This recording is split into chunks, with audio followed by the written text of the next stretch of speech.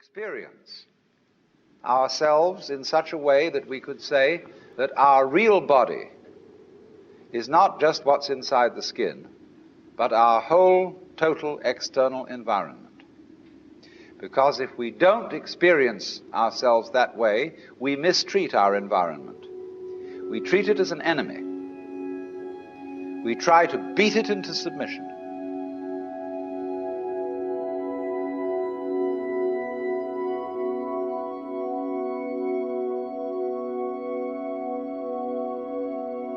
In my talk last night, I was discussing the disparity between the way in which most human beings experience their own existence and the way man's being and nature is described in the sciences.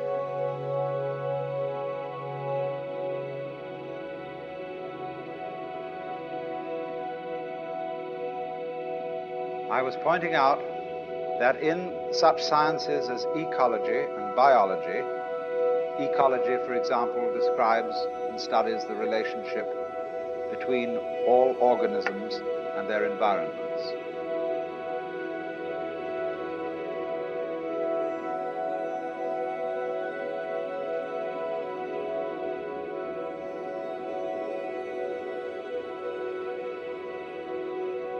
The way in which they describe human, animal, and insect behavior is in flat contradiction with the way in which most of us experience our thinking and our action and our existence. We have been brought up to experience ourselves as isolated centers of awareness and action, placed in a world that is not us, that is foreign, alien, other, which we confront.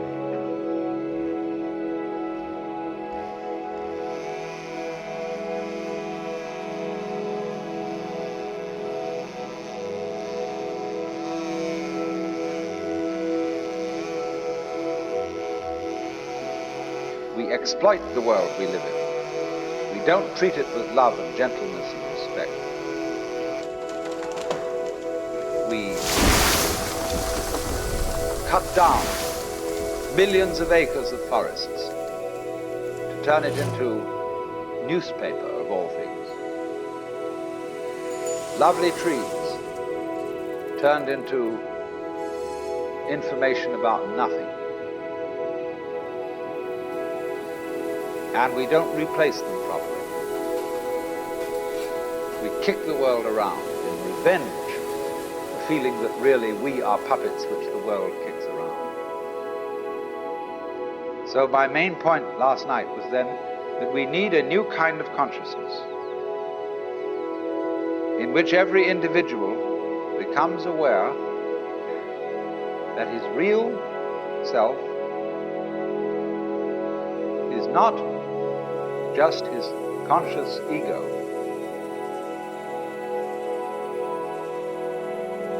we build houses.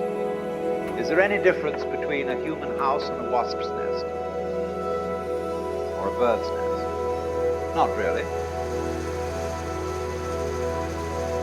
But we do have in our minds, you see, the idea that nature is somehow outside us.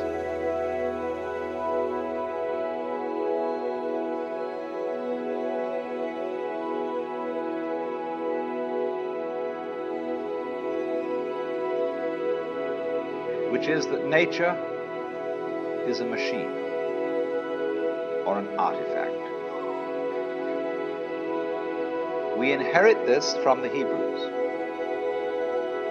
who believed that nature was made by God in somewhat the same way as a potter makes a pot out of clay or a carpenter makes a table out of wood.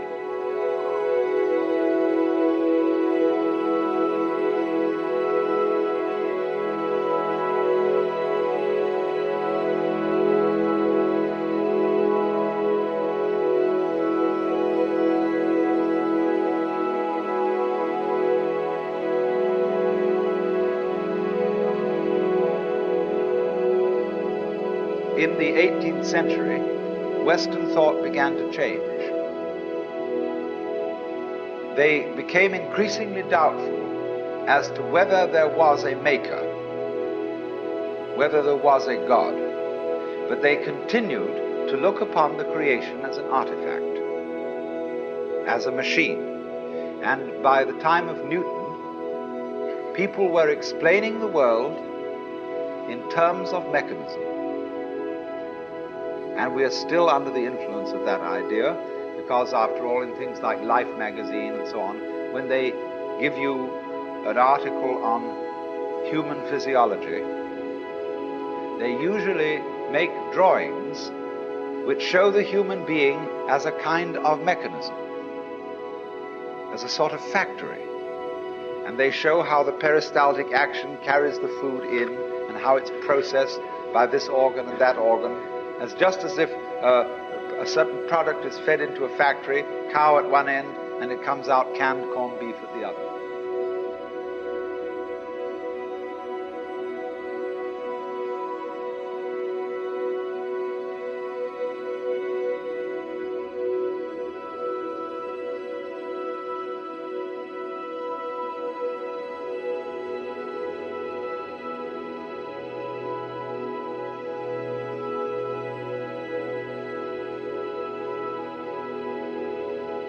Our tradition has been to look upon the world as a construct, and somebody knows how it was put together. Somebody understands, and that is the constructor, the architect.